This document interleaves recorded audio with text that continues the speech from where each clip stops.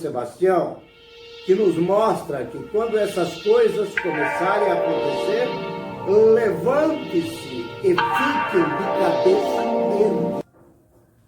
Pai do Senhor, a todos os obreiros, todos os alunos de teologia, hoje o nosso querido presidente interino, pastor Marilson, ele nos propôs que todos nós conclamemos os obreiros em membresia para um dia de proibição e consagração.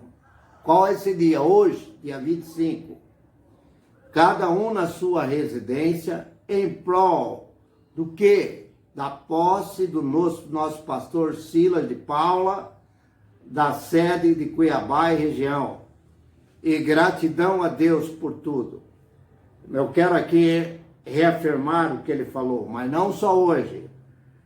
A palavra de Deus nos diz que nós precisamos viver uma vida de consagração contínua, de constante comunhão com Deus, onde conheceremos mais a sua intimidade e sua alma.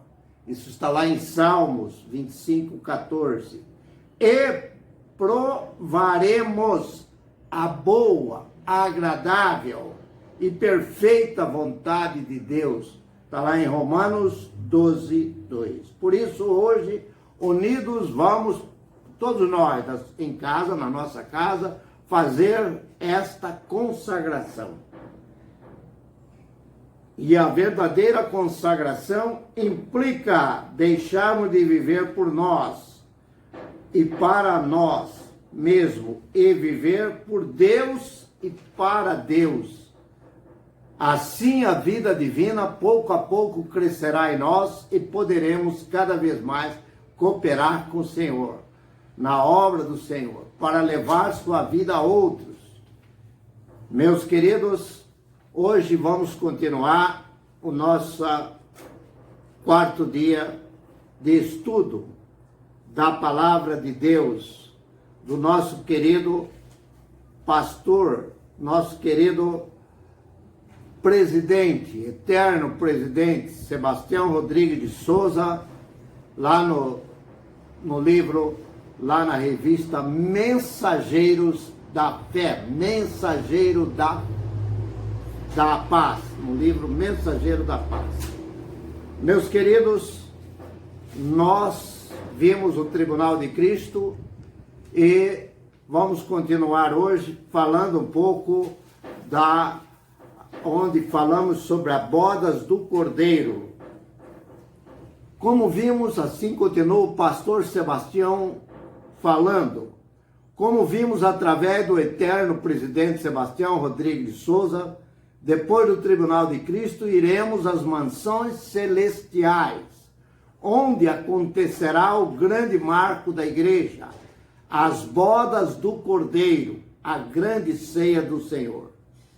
Meus queridos, nesse período, o nosso gozo vai ser tamanho, encontrando com nossos entes queridos, todos os anjos e santos, e principalmente nosso Senhor no céu.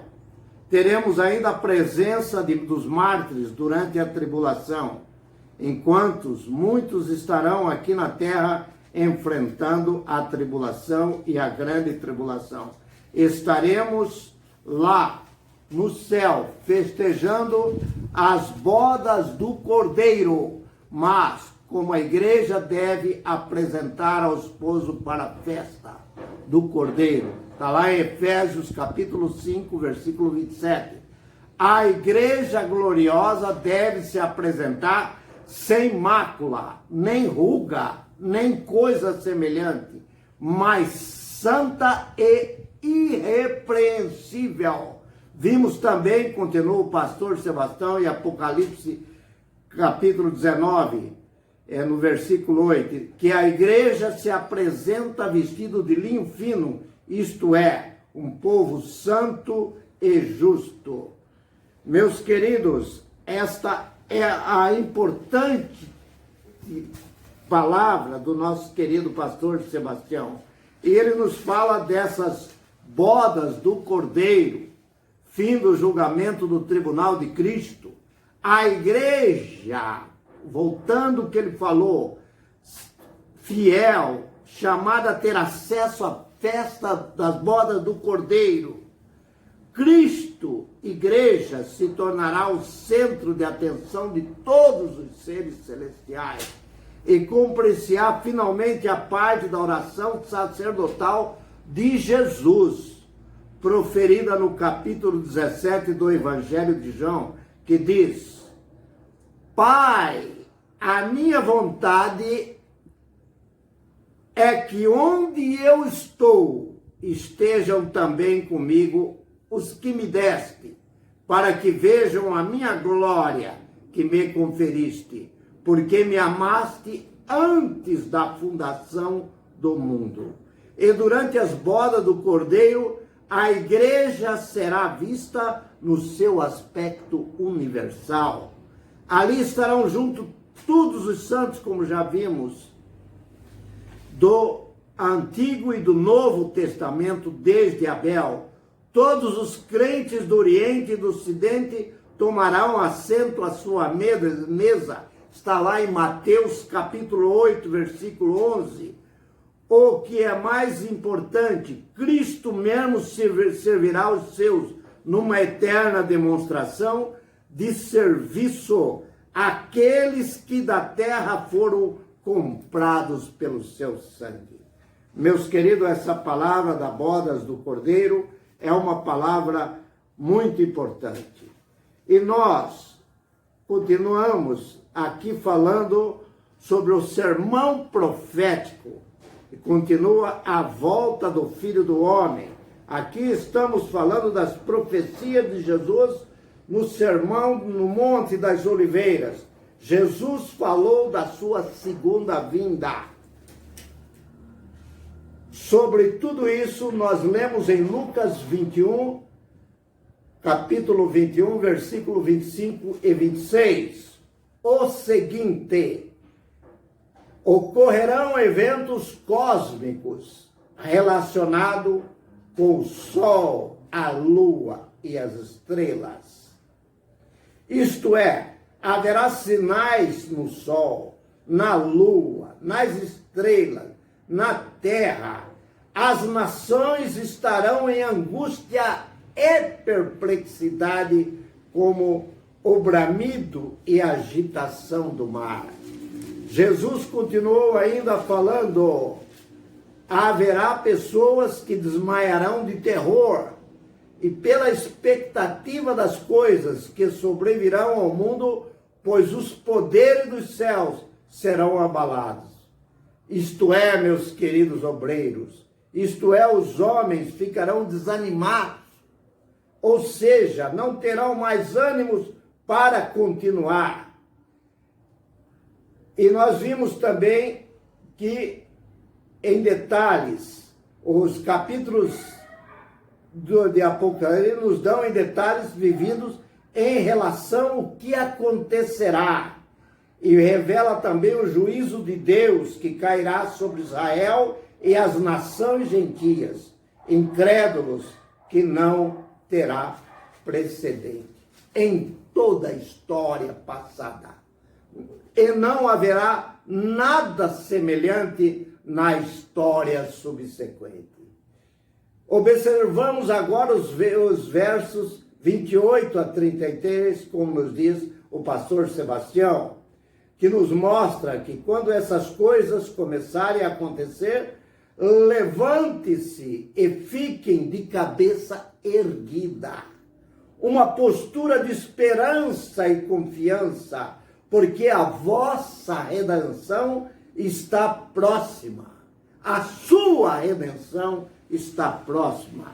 Aqui se refere ao tempo da segunda volta de Cristo, quando a mortalidade se revestir de imortalidade e a redenção do corpo acontecer. Meus queridos, nesse instante, ora, quando essas coisas começarem a acontecer, olhai para cima e levantai as vossas cabeças, porque a vossa redenção está próxima.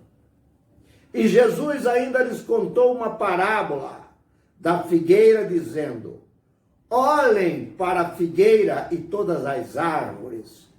Quando elas brotam, vocês mesmos percebem e sabem que o verão está próximo. Assim também, quando virem essas coisas acontecendo, saibam que o reino de Deus está próximo. Eu lhes asseguro que não passará esta geração até que todas essas coisas aconteçam. Os céus e a terra passarão, mas as minhas palavras jamais passarão. A lição da figueira indica que os sinais acontecerão. A volta do Filho do Homem já está muito próxima. Assim também introduz a realidade para a qual a analogia da figueira. Essas coisas se referem à segunda volta de Cristo. Está próxima o reino de Deus. Significa a consumação do reino. E no verso 33, passará o céu e a terra, mas as minhas palavras não há de passar. É mais certo a palavra de Deus cumprir-se do que até mesmo a estabilidade do céu e da terra. Irmãos, o pastor Sebastião, o nosso eterno presidente, ainda nos ensina que os governantes mundiais não sabem mais o que fazer, pois não encontram soluções para os problemas das nações.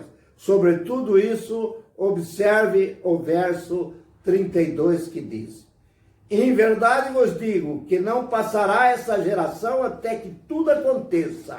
Estamos chegando ao fim.